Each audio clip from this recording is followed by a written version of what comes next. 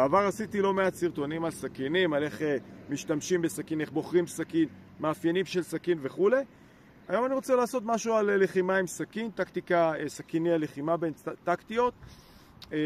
יש מלחמה, הרבה יחידות קיבלו סכינים, הזמינו אותי גם לאחרונה לאמן את חבר'ה מחטיבת אלכסנדרוני בלחימה בסכין, זה הסכין שהם קיבלו. אז אני עושה את הסרטון, למרות שאני חייב לומר אזהרה או הערה. סליחה, הסיכוי שאנחנו נצטרך להילחם בסכין בצבא או ככוח לוחם הוא לא גבוה.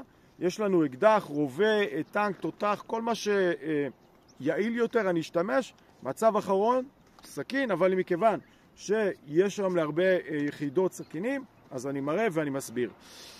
פה יש לי סכין טקטית ללחימה, יש כל מיני סוגי סכינים. סכיני ללחימה טקטיות זה סוג מסוים של סכינים מתוך כלל סוגי הסכינים. פה יש סכין של גלוק, זה מה שהחבר'ה קיבלו, גם נתנו לי מתנה. זאת הסכין, אפשר לראות את המבנה שלה ואת המאפיינים של סכין לחימה, ובמקרה הזאת סכין של גלוק. אפשר לראות א' שהסכין הזאת היא מאוד מאוד דקה וצרה, למרות שהיא חזקה, סכין איכותית, אבל היא צרה ודקה, מה שמאפשר לי בלחימה, כסכין טקטית ללחימה, אם אני רוצה לדקור, אני יכול לעשות את זה, כן? להיכנס לתוך היריב, זה מאפשר לי את זה. סכינים שהם אבות, סכינים שאין להם מבנה פרופיל של סכין כזה, כמו של חנית כזה, כן? יש כאלו שממש חנית, שזה ממש פגיון, מאוד עוזר לי בעצם להיכנס לתוך היריב שלי.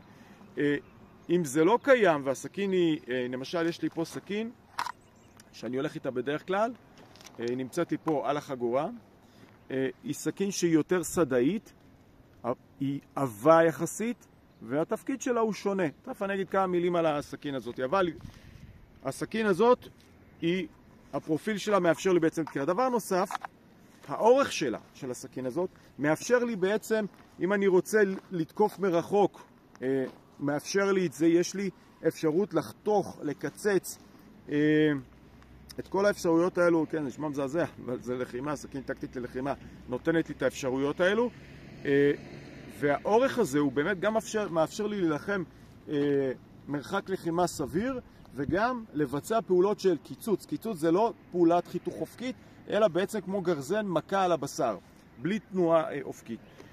קיצוץ, חיתוך, ביטור של היריב וכו'. אז הסכין הזאת מאפשרת לי את כל זה בגלל המבנה שלה, בגלל הצורה שלה, ולכן היא סכין טקטית. מה שנחמד עוד בסכין הזאת, יש לה ידית מאוד נוחה והיא קלה. זאת אומרת, כשאני הולך באפוד, שם באפוד, כן, יש כאלו ששמים את זה כאן, היא קלה, היא נוחה, כשאני רוצה לנוע, אני לא רוצה להיות כבד, להעמיס עלי עוד דברים שיכבידו עליי. גם ככה יש לי פה מים, עוד ציוד מאחורה, קסדה, מחסניות.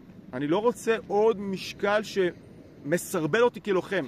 ולכן הסכין הזאת מאוד קלה ונוחה לקחת אותה עליי. לגבי איפה לשים את הסכין, באמת ראיתי הרבה שמים את הסכין פה על האפוד, אני אישית לא אוהב את זה. אני ינמיך רגע את הטלפון, אני אראה איפה אני שם את הסכין.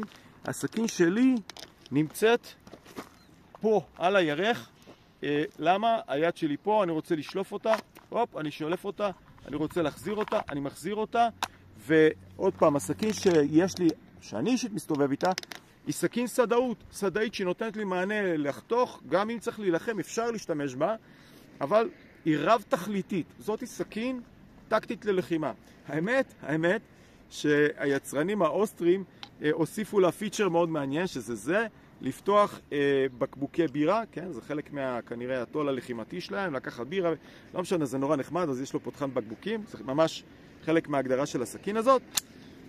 סכין גלוק, אישית אני חושב שהיא סכין יחסית טובה, שעונה לצרכים, קלה, פלדה יחסית סבירה, אבל זה סכיני לחימה בעצם. יש להם מאפיינים שונים, עד לכאן שלנו בהצלחה.